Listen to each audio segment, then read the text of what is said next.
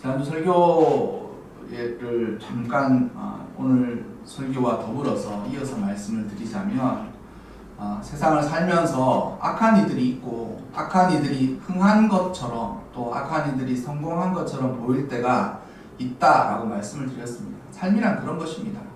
우리가 생각하는 대로 그렇게 흘러가지 않고 또한 우리가 생각하는 것처럼 그렇게 되어지지 않는 경우가 있다라는 것이죠. 문제는 그러한 일을 만났을 때에 사람들의 마음에 선하게 사는 것이 의미가 없다. 그리고 차라리 나도 저 악한 사람처럼 악을 행하면서 성공한 삶을 또한 부유한 삶을 아니면 우리의 뜻대로 계획대로 되는 그런 삶을 살아볼까라고 생각하는 어리석은 자들이 있다라는 것이죠. 그래서 그런 어리석음에서 벗어나려고 하면 삶의 지혜가 필요한데 그 지혜로 자신의 영혼을 견고하고 잘 짓지 않으면 언제든지 우리가 그 악한 이들과 함께 똑같은 일을 할 만한 그런 위험에 있기 때문에 특별히 지혜 없는 자들을 지혜 있게 이렇게 권면하고 지혜를 준다라는 그 말씀을 하였습니다. 그런 지혜가 있어야만 인생을 살아갈 때 유익합니다.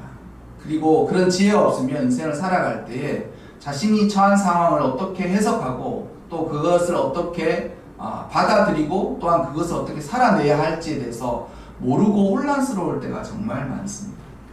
그래서 이제 지난주에 그런 설교와 더불어서 오늘은 악한 자들에게서 우리가 고난을 받을 때 그러면 이것은 지난주 설교보다도 훨씬 더한 상황인 것이죠.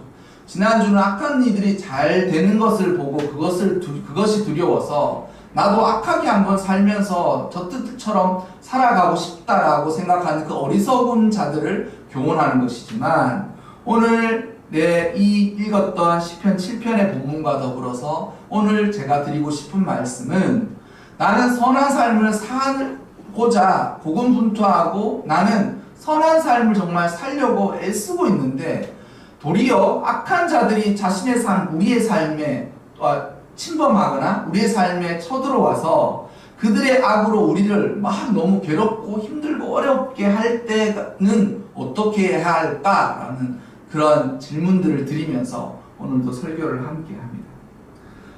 우리 오늘 읽었던 시편의 그 1절 위에 있는 표제를 보면 다윗의 시가요이라고 되어 있으면서 그 상황을 설명해 주는데 베냐민인 구시의 말에 따라 여호와께 드린 노래라고 되어 있습니다. 그러니까 이때의 이 베냐민인 구시는 사실 성경에 나와 있지 않아요. 그리고 성경에 나와 있지 않고 시편 7편에 관한 이 베냐민인 구시는 아마도 사울이일 거다라고 이야기하고 있습니다. 탈굼에 그렇게 나와 있습니다. 그러니까 이것은 사실 상황이 정확하게 알 수는 없다는 것이죠. 그런데 이 상황을 밑에 있는 우리가 읽었던 성경의 말씀을 쫙 보면 어떤 상황인지는 너무 잘 알죠. 왜냐하면 베냐민 사람인 구시의 말에 따라 여호와께 드린 노래라고 했으니 베냐민인 구시의 말을 듣게 된 거예요. 그리고 그 말의 내용이 어떠하냐라면 도저히 자신은 그러한 잘못된 일을 하지 않았음에도 불구하고 자신을 공격하는 것 이상으로 마치 자신을 사냥하는 것 같은 말을 들은 거예요. 그러니까 이거는 억울한 것 이상으로 큰 일을 만나게 된 것이죠. 다윗의 인생의 절반은 사울에게 쫓겨다녔습니다. 그런데 사울은 베냐민 지파였지 않습니까? 그리고 다윗이 한때 아주 심각한 범죄를 저질러서 그의 성에서 도망갈 때에 베냐민인 시므이가 나와서 모래를 뿌리면서 다윗에게 저주하지 않습니까? 다윗은 사실 베냐민 지파와는 관계가 좋지 않았습니다. 그러니 아마도 이 베냐민인 구시의 말은 내가 너를 가만두지 않겠다. 그리고 내가 너를 반드시 죽일 것이다. 아니면 그에 준하는 그런 말들을 듣었다라는 것이죠. 그런데 그런 말을 들어도 합당한 사람이 그런 말을 들었을 때는 내가 잘못한 것도 있으면 저 사람이 그렇게 얘기하겠다라고 생각하겠지만 다윗은 그렇지 않아요. 다윗은 그렇지. 다윗이 여기서 이야기하고 싶은 것은 그 3절, 4절, 5절에 어떤 내용이 있습니까? 내가 자신의 삶을 돌아보는 거예요. 내가 내 삶을 돌아보는데 하나님, 내가 이러한 일을 했습니까? 내가 벌을 받고 죄를 받고 내가 다른 이들에게 공경을 당할 만한 일을 하지 않았음에도 불구하고 그들이 나에게 어떻게 한다고요? 나를 사자같이 찢고 뜯으려고 하고 있습니다 라고 이야기한다는 것이죠. 사실 이 본문 시편 7편은 자신의 죄가 없음을 하나님에게 탄원하는 거예요. 하나님, 저는 아무 죄가 없는데도 나는 영혼이 너무 위태하고 어려움에 처해 있습니다.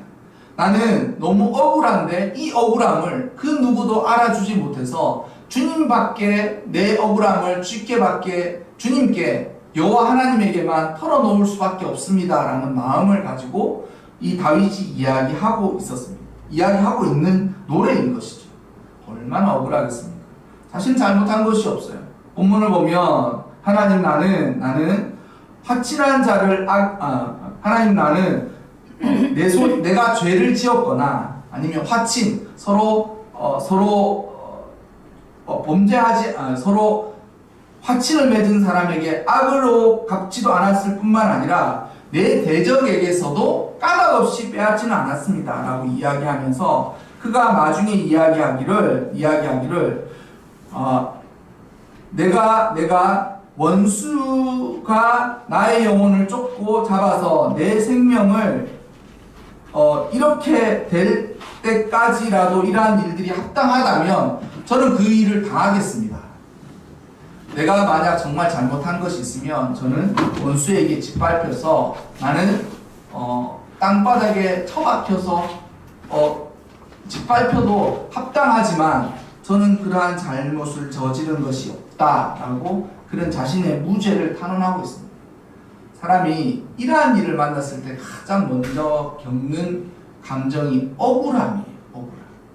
왜냐하면 이런 공격적인 위협이 다가오는 것은 둘째치고 이게 이러한 일을 자신은 정말 잘못하지 않은 일이었음에도 불구하고 그 일로 말미암아 원수가 나에게 마치 달려드는 사자와 같이 자신의 영혼을 사냥하려고 하고 실제적인 위협과 겁박을 당하면 첫 번째 드는 마음이 위협과 겁박으로 인해서 두렵다라는 생각이 들기 전에 너무 억울한 거예요.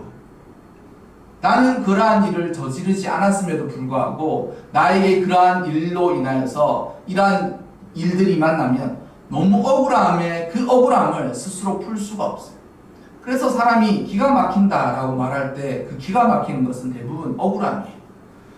너무 억울한 거예요. 자신이 저지르지 않았음에도 불구하고 자신이 저질렀다라고 음해한다든지 아니면 자신이 이러한 모든 일에 의롭고 죄가 없음에도 불구하고 이것은 너의 잘못이야 라고 덤탱이를 씌운다든지 또한 이러한 일들을 만나면서 그러한 일들 때문에 두고 보자, 내가 반드시 너한테 그렇게 너를 갚아줄 거야, 이런 일을 만나면 그러한 상황의 전후좌우를 따지기 전에 자신이 저지르지 않았던 이 모든 일 때문에 자신이 너무 억울하고 답답한 일을 만난다는 것이죠. 여러분, 억울하고 답답할 때 기분과 감정들을 느껴보셨습니까? 저녁에 잠이 안 나요. 너무 억울하면 그 억울함을 품고 침대에 눕죠. 이부자리에 누워서 곰곰이 생각합니다. 도대체 근데 그 억울함이 얼마나 큰 무게감으로 다가오는지 마치 마음을 돌덩이가 짓누르고 있는 듯한 느낌을 똑같이 받는 억울한 일을 만날 때 여러분 어떻게 하십니까? 대부분 사람들은 맞대거리를 하죠. 그 사람하고 다투려고 마음을 먹습니다. 그런데 그게 가장 본능적인 행동이지만 세상에서 제가 보니까 저도 그러한 일들을 안 한다고 말해서 이 말을 하는 것은 아니지만 제일 어리석은 일이에요. 맞대거리를 하는 게. 똑같이 맞춰서 맞대거리를 하는 게 가장 본능적이지만 가장 어리석은 일이라는 것이죠. 그 사람이 알아듣겠습니까? 소는 알아들어도 그 사람은 못 알아들을 수 있어요. 개는 그거를 알아들어도 짐승은 그걸 알아들어도 사람이 못 알아들을 때가 있다는 거죠. 그 사람은 자기만의 생각으로 가득 차 있고 그 가득 차 있는 그 마음에 심지어는 공격성까지 가지고 있으니까 자신의 생각으로 가득 찬 그 생각을 가지고 나의 영혼을 마치 사냥하려고 하는 듯한 그러한 일들을 벌이게 되는 것입니다. 어쨌든 그러한 일을 만났을 때 억울함을 먼저 느끼게 된다라는 말씀을 드렸습니다. 그러면 어떻게 해야 할지는 이 설교의 후반부에 가서 이야기를 하고 그러한 사람들이 어떠한 일을 벌이는가 2절에처럼 이러한 일들을 벌이는 것입니다. 마치 자신을 공격하려고 하는 사람들이 그러한 그 자신의만의 생각에 가득 차서 그러한 생각을 가지고 나에게 어떠한 일을 벌이는가 마치 사자처럼 나를 사냥하려고 든다는 것이죠. 여러분 사자가 사냥하는 거 보셨습니까? 사자가 사냥하는 거 보셨어요? 사자는 군집 생활을 하기 때문에 이 사냥을 할 때도 군집 사냥을 합니다. 그러니 사자는 대부분 숫사자는 그늘에 누워있고 암사자 3마리에서 5마리 정도가 팀을 꾸려서 사냥감을 목표를 두고 한꺼번에 달려들어서 이제 사냥을 하기 마련인 것이죠. 그렇게 사냥해서 함께 그 먹이를 나누죠. 이것이 사자의 습성이에요. 사자의 특성이에요. 그러니까 우리가 이런 억울한 일을 만나면서 이러한 나를 공격하는 이들이 나에게 하는 행태가 어떻게 느껴지느냐면 이게 팀을 꾸려서 나를 사냥하려고 드는 것과 똑같은 느낌이 들어요. 자기는 혼자이고 너무 외롭고 쓸쓸하고 나는 혼자인 것 같은데 나의 영혼을 나를 괴롭히면서 공격하려고 하는 이들은 마치 때를 지어서 무리를 지어서 팀을 이루면서 나에게 공격하려고 드는 것과 같은 똑같은 느낌이 들어요.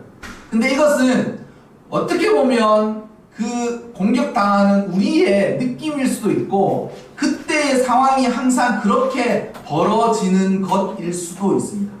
그러나 이것은 사실이에요.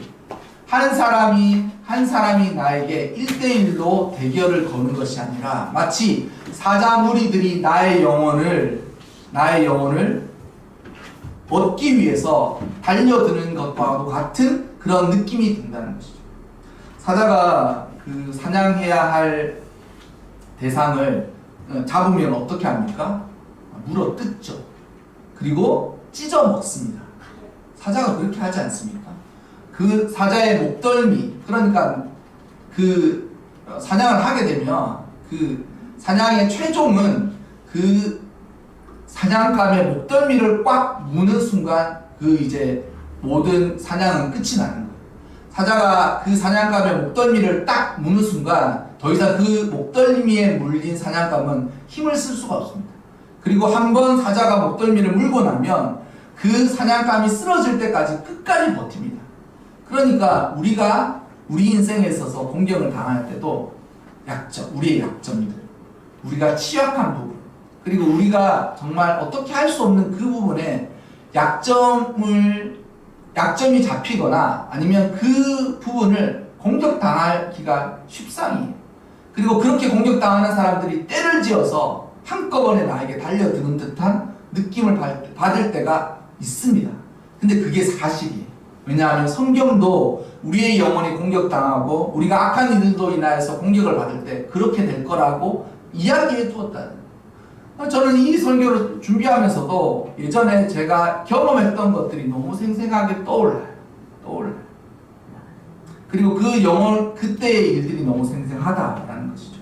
어쨌든 그러한 일을 만날 때 이러한 느낌과 이러한 경험들이 우리에게 있을 것입니다. 자신은 혼자고 외롭고 그러나 나의 약점을 너무 잘 알고 있는 맹수와도 같은 사자들이 나의 영혼을 얻고 공격하고 나의 영혼을 사냥하는 것처럼 달려들어서 나의 영혼을 다 헤집어서 찢어놓는 듯한 그런 고통과 어려움을 줄 때가 분명히 있다라는 것이죠. 그러한 일들을 혹시 경험해 보셨습니까? 그리고 그러한 일들을 경험할 때 여러분의 돌파구와 해결책은 마련해 놓으셨습니까? 물론 그러한 때마다 늘 새로운 상황이지만 문제는 지난 설교에서처럼 지혜로 견고하게 되지 않으면 똑같은 일을 계속 반복할 수는 없지 않습니까? 그러니 지난주 설교와 더불어서 이번 주 설교 그리고 그 다음 주 설교까지 이어지는 것을 여러분들이 쭉 이어서 듣고 설교를 묵상하시면서 나는 어떠해야 할지에 대해서 교훈과 지혜를 얻었으면 좋겠습니다. 어떻게 해야 될까요? 그들은 나의 영혼을 사냥하려고 들고 악한 일들 때문에 나는 고난과 공격을 당하면서 너무 힘들고 어려운 그때 어떻게 해야 할까요?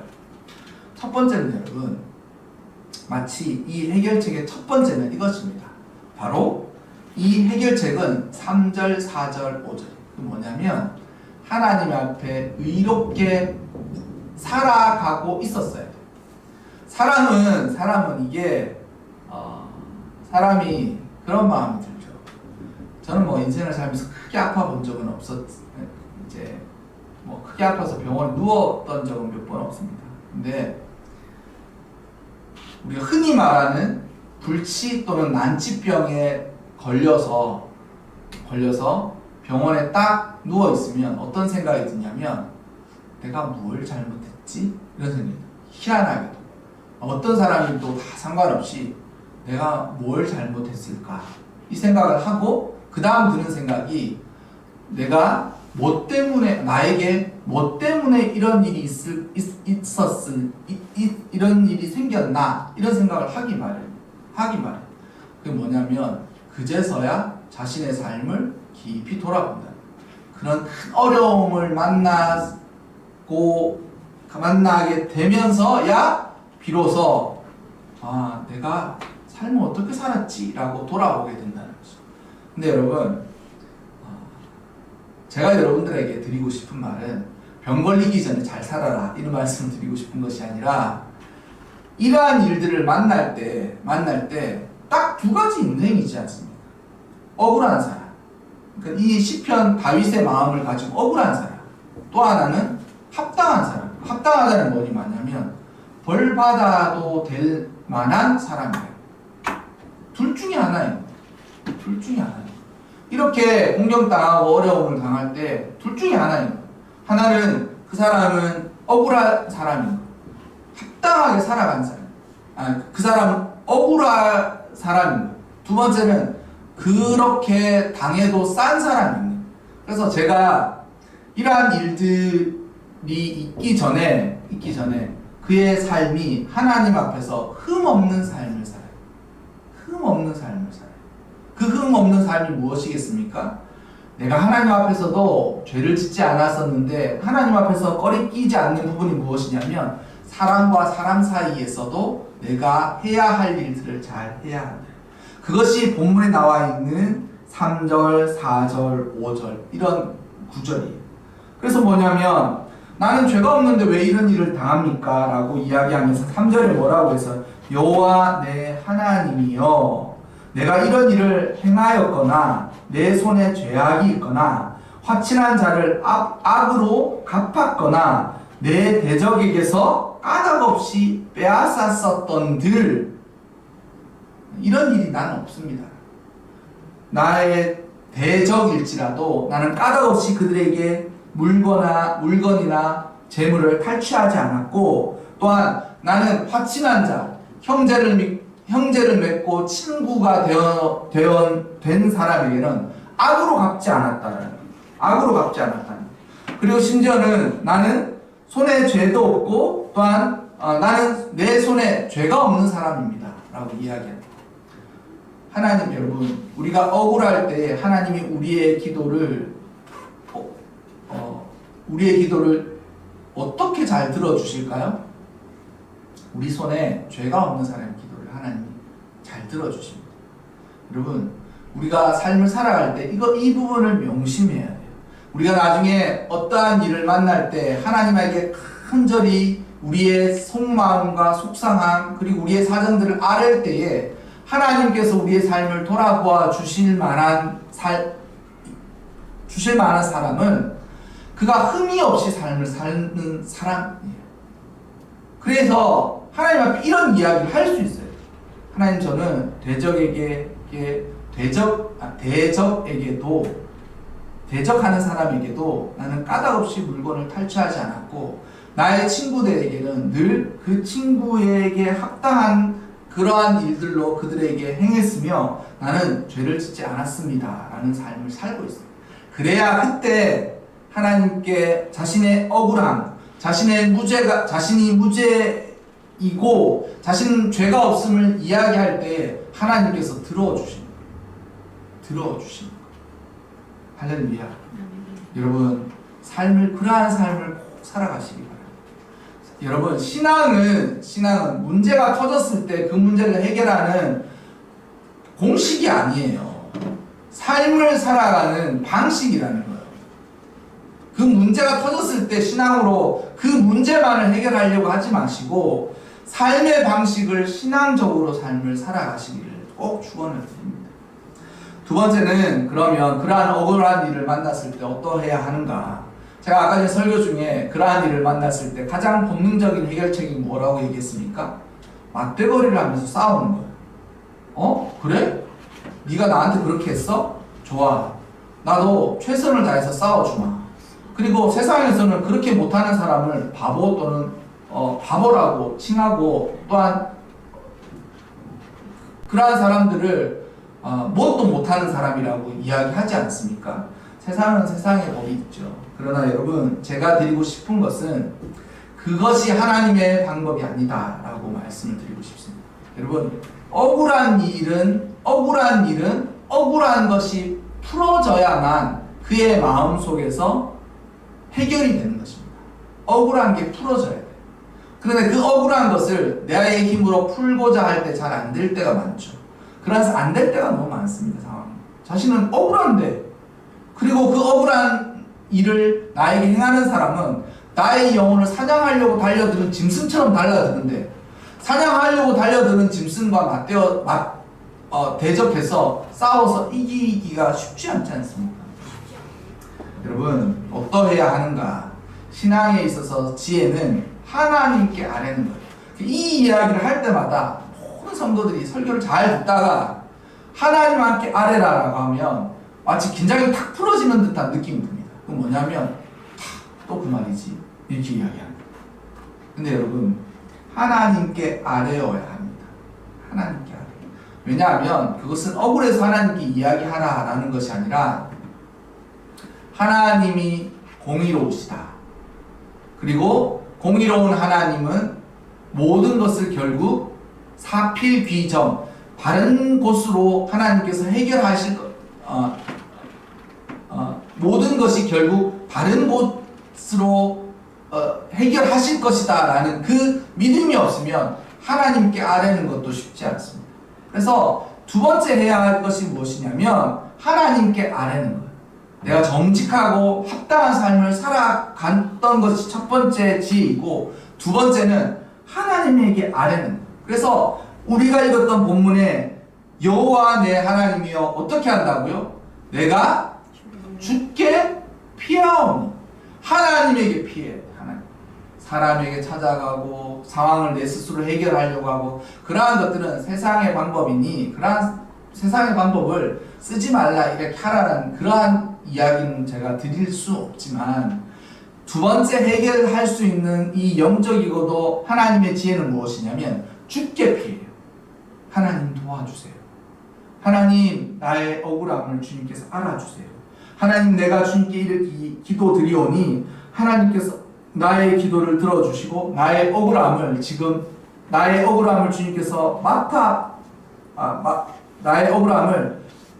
억울한 이 상황을 주님께서 집중하여서 저의 삶을 봐주십시오.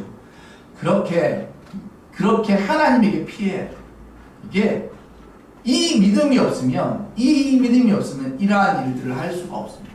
그리고 잠잠히 하나님의 뜻을 기다리는 것. 이거 쉽지 않습니다. 악인들이 우리에게 공격할 때 우리가 막바로 대응하기가 쉽고 세상적인 방법을 찾기가 쉽지만 이 두 번째 방법은 더 쉽지 않다라는 것을 저도 알고 있습니다. 그러나 여러분, 악한 사자와도 같은 그들이 나의 영혼을 거의 헤집어 놓고 찢어서 나를 사냥하려고 할 때에 우리는 죽게 피해야 돼. 죽게 피해. 그것이 영적인 방법이에요. 그래서 하나님에게 아뢰고 죽게 피하는 것입니다. 죽게 피하는. 그래서 제가 이 말씀을 꼭 드리고 싶은 거예요. 세상적인 방법과 세상적인 것은 세상의 논리이죠. 하지만 이러한 일을 만났을 때 하나님에게 달려가십시오. 그리고 하나님에게 아뢰시기 바랍니다. 아뢰시기 바랍니다. 왜 이러한 일들이 일어나느냐? 다음 주 설교에도 이어지겠지만 우리 인생은 절대 허투루 살 수 있는 삶은 없습니다. 그리고 우리 삶에 의미 있고 중요한 것들은 하나님의 뜻과 섭리가 있어요. 그래서 모든 인생 가운데 우리가 믿음을 가지고 살아가면 그 인생에 하나님의 섭리를 따라서 때가 있고 하나님의 섭리를 따라서 은혜가 베풀어져요. 그리고 그 은혜는 우리에게 좋은 방향으로도 베풀어지지만 전화위복처럼 나쁘게 왔다가 그것이 도리어 우리에게 아주 값진 교훈을 남길 때도 많다라는 것이죠. 많다라는 것이죠. 여러분, 우리의 영혼이 어떻게 변화되겠습니까? 하루아침에 변화된다고요? 성령의 은혜로 하루아침에 변화됩니다. 그러나 성령 받고 난 이후의 삶은 또 어떻게 되겠습니까? 그 성령의 은혜를 계속 충만하게 유지하면서 우리 삶을 살아가는데 우리가 그 악한 사람들을 만나면서 자신의 영혼을 돌아보지 않았으면 우리는 변화하기가 정말 어렵죠. 그래서 결국 하나님의 뜻이 그 악한 자에게도 있다. 그 악한 사람의 악함 안에도 하나님의 뜻이 있어요. 그리고 그 하나님의 뜻으로 우리는 결국 그 악한 자들의 그러한 일들에서 우리는 승리할 거예요. 하나님이 승리하게 만드실 거예요. 우리를 변화시키고 놀랍게 은혜를 베풀어 주신다는 것이죠. 그래서 하나님에게 피할 때 이 마음을 가지고 피해야 됩니다. 우리에게 베풀어 주신 모든 사람들에게는 하나님의 뜻이 있다. 그리고 그 하나님의 뜻은 나와 나의 영혼에게 은혜를 베푸시기 위함이다. 그래서 그 일로 인하여서 지지 말고 악에게 지지 말고 악을 선으로 이길 때까지 자신의 영혼을 주께 의뢰하면서 주께로 다가가야 돼요. 그것이 지혜인 것입니다. 그것이 지혜. 이것이 그리스도인이 살아가는 삶의 방식이라는 것이죠. 이게 그리스도인의 삶에 살아가는 방식인 것입니다. 그래서 하나님이 공의로우신 것을 믿고 하나님에게 우리의 영혼을 맡기시기 바랍니다. 그러면 하나님께서 하실 거예요. 물론 시간이 걸리겠죠. 시간이 걸리는 거 압니다. 또한 그 시간의 길이만큼 시간이 긴 것만큼 자신의 영혼이 힘들고 어렵고 괴로워 그것도 당연한 것이죠. 모르지 않습니다. 그러나 여러분 우리가 주께 우리의 영혼을 맡기고 주께로 피해 가시기 바랍니다. 그리고 주께로 피하여서 하나님께서 행하실 공의를 기대하고 기다리시기 바랍니다. 그리고 그것이 우리의 영혼을 넓혀줘요. 악한 사람 때문에 시달리면서 사람을 이해하고 용서하고 우리의 마음의 그릇이 넓어지고 우리의 영혼이 우리 스스로도 저런 죄악이 있을 수 있다라고 생각하면서 영혼들에 있는 죄악의 찌꺼기가 마치 연단하는 것처럼 벌건 쇠가 그 쇠를 두들기면서 불순물들이 다 빠져나가는 것과도 같은 일이 우리 영혼에게 일어날 수 있고 일어난다는 것이죠. 그것이 하나님의 뜻인 것입니다. 여러분 억울한 일을 만날 때 주께 피하시기 바랍니다. 그리고 주께로 피하여서 주의 놀라운 섭리가 우리에게 베풀어질 것을 기대하면서 소망을 잃지 말고 주께 나아가시기를 또한 그러한 삶을 살아가시기를 주의 이름으로 축원합니다.